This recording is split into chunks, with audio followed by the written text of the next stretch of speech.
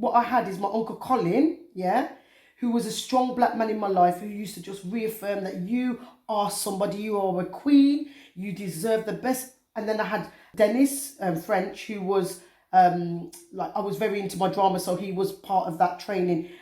Every time he saw me, he'd be like, you're going to make it. You're going to be somebody. You're going to make it. So those things at that time was crucial for a young black woman like me.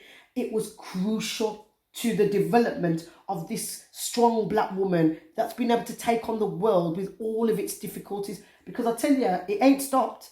I've got like 6 older siblings, and for them, they faced, you know, like I said before, when we grew up in the family home, the little Jamaica, as I called it, when we went out, we was the first generation to experience mingling properly with the white people, the white children, schools, and then being taught by them. We was let down by the schooling system.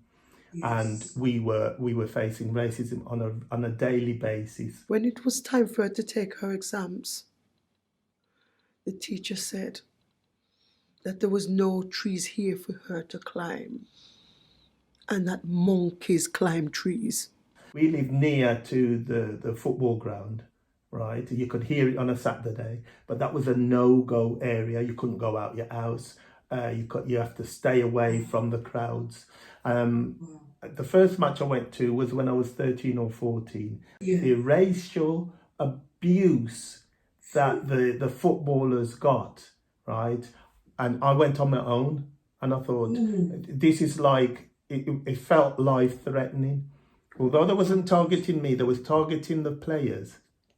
And it was so disheartening that I never went to a match again until way into my 20s and 30s. The word that you used, it felt life-threatening, and it does actually sometimes feel like that. Sometimes you feel like when it comes out of nowhere. And also I think the fact that we have to kind of grow a thick skin all the time just to kind of like get over it. Looking for a fight, these Teds. They're all about fighting, controlling their territory, their patch of the city. They fight each other, they fight the police, and they most certainly want to fight us. My brothers, they're locked up, and my sisters wore the wraps and stuff like that. One sister stayed in church, but the others...